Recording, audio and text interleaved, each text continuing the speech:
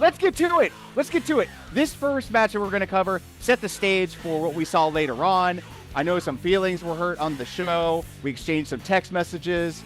Men's Money in the Bank ladder match. A little foreshadowing. The first ladder erected in the match by that competitor was also the guy who won the match. Interesting trend. I'm going to have to go back to all the years past and see if, in this case, Drew McIntyre, the first one to set up a ladder and climb it, also the winner. BOTCH, I understand your feelings about this. I understand, Desmond, how you feel about the cash-in ratio. Again, nowhere near as quality as the 100% conversion rate on the women's side. And they blew their load on the same night. They didn't even milk the storyline, which is what I thought they were going to do if Drew would capture the contract, which he did. But they went about it, in my opinion, not 100% the best way. But it's not about me. It's about you guys. So tell us what you think. Yeah, it was not a good move. People are like, oh, they're using it to further stories, what they're supposed to do. Yeah, they used the match to further the story. Drew McIntyre won the match, and I voted against him out of hope, really, out of anything here. I didn't want him to win because I knew he was going to fail the cash in. Like, that made no sense to me. There were other stories that could have been run. So why give it to him knowing that he's going to lose it? He already said he was going to cash it in the same night. He said that on fucking Raw. Good callback. So it made no fucking sense for him to cash in just to lose it. I was hoping that CM Punk, instead of ruining the cash in, would have stopped him from winning the briefcase in the first place. That's what it should have been, in my opinion. I think LA Knight should have won, and that is who I voted for, because LA Knight could have used it to cash in on Logan Paul, the person he already has a storyline with. Now, but people are like, why would you want? I know why they didn't do it, because the last time it was cashed in on a U.S. championship was not very well received. The fans hated it. Vinny would have hated it. But I feel like the biggest problem with that is that he cashed in on the mid-card title and failed to cash in on a mid-card title. I think the LA Knight could have used it to force Logan Paul to defend his championship when Logan obviously says he doesn't deserve it. And then they could have had that match at SummerSlam. And then that would have been how you pass off the U.S. championship to LA Knight. It would have made good use of the briefcase, and we wouldn't have had another failed cash in. Those words are true. They cut. And I think a lot of the universe agrees that, probably happy that I got my unofficial prediction correct. But the WWE blew it. BOTCH, what say you?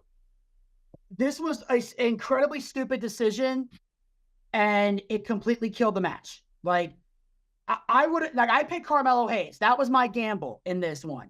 And I felt like, because A, he's a heel, and as we mentioned before, heels do well with the Money in the Bank. He is definitely a guy you could build to be a future world champion, which is what the Money in the Bank should be used for. Everybody talks about the Drew McIntyre thing furthering the story. I don't think anyone here is going to disagree with me when I say Drew McIntyre did not need a briefcase to further this story. He didn't need to win it, didn't need to cash it in, didn't need a goddamn thing. This story was already being told. Also, Des brought this up when we were watching it, and I 100% agree with this. Drew McIntyre does not need a briefcase to get a world title shot. He is up there high enough on the card. He can get this world title shot anytime he wants. They can build a story with it. There's no logical reason to give this belt to Drew. There's nothing. Whoever suggested it in the creative meeting should have been fired. I understand the concept. Like, they didn't want to. They didn't want to put it on Carmelo Hayes because they're not ready for him to be the champion yet.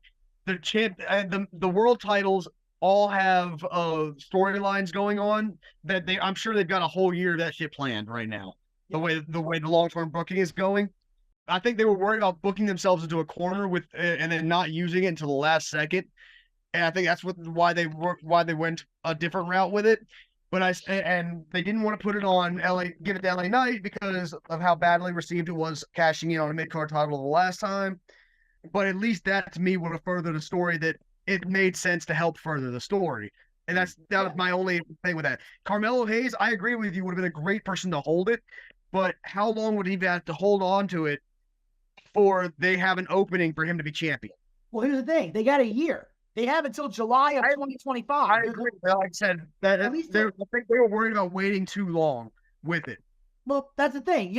To me, with the Money in the Bank, there's no such thing because they'd cash it in early. They'd cash it in at Mania. There are predictable spots where you cash it in. So I do this the next night on Raw, Carmelo could have cashed that in, and then on somebody and became the champion and blew people out of the water, or the following Friday on SmackDown. So the problem with that concept is, I think right now with how Triple H is doing long-term booking, they have the world title shit locked up.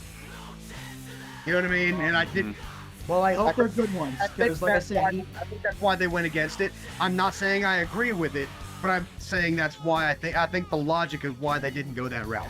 Yeah. Well, all you can say is those storylines better be stellar because there are people that are saying this is the worst pay-per-view of the Paul Levesque era thus far. So I hope he's got good ideas because fans are not happy with the game right now.